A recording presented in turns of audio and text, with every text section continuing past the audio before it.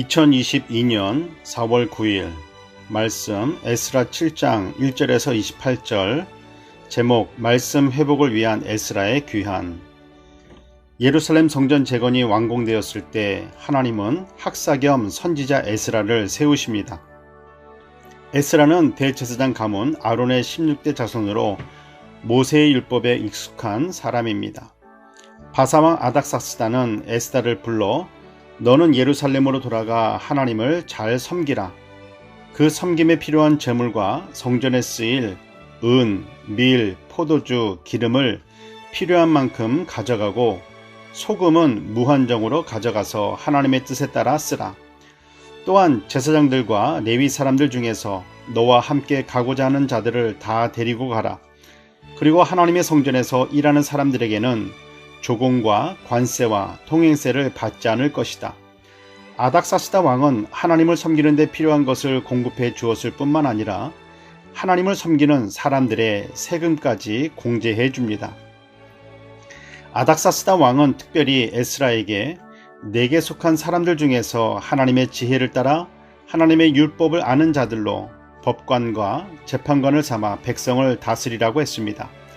하나님의 법으로 하나님께서 통치하시는 나라를 세우라는 것입니다.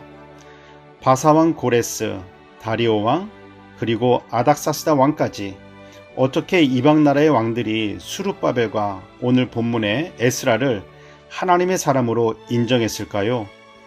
오늘 본문의 한 구절, 10절 말씀이 눈에 들어옵니다. 에스라가 여호와의 율법을 연구하여 준행하며 율례와 규례를 이스라엘에게 가르치기로 결심하였었더라. 우리가 배워야 할 세 가지가 있습니다. 첫째, 에스라는 율법을 연구했습니다. 하나님의 뜻을 올바르게 깨닫기 위해서는 성경을 읽는 수준에서 연구해야 합니다. 올바른 연구의 가장 좋은 길은 좋은 선생님께 배우는 것입니다. 이단들도 성경을 연구하고 열심히 배우지만 잘못된 길로 인도하기 때문입니다. 둘째, 에스라는 연구하고 깨달은 말씀을 붙잡고 삶을 살았습니다.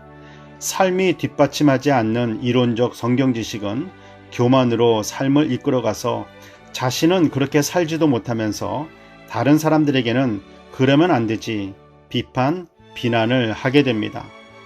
깨달은 말씀을 붙잡고 살아갈 때 말씀대로 사는 것이 내 힘과 결심만으로는 안 된다는 것을 깨닫고 연약한 다른 사람들을 이해해 줄 수 있을 뿐만 아니라 전적으로 하나님의 도우심을 구하는 삶을 살게 됩니다. 마지막 셋째, 에스라는 가르쳤습니다.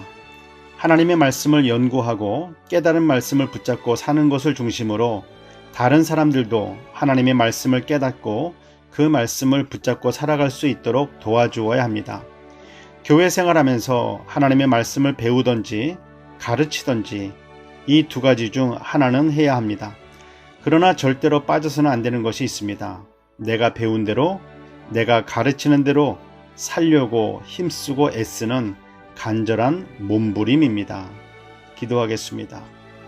사랑의 하나님, 이방 나라의 왕이 하나님의 사람이라고 알아볼 수 있었던 에스라처럼 교회 밖의 사람들까지도 우리들의 모습을 보면서 하나님을 발견하고 우리를 향해 당신은 진정 예수님을 따르는 제자군요 라는 말을 들을 수 있도록 살기를 결단합니다. 우리의 힘과 노력으로 할 수 없으니 성령 하나님 우리를 도와 주시옵소서. 우리를 도우시는 예수님의 이름으로 기도드립니다. 아멘.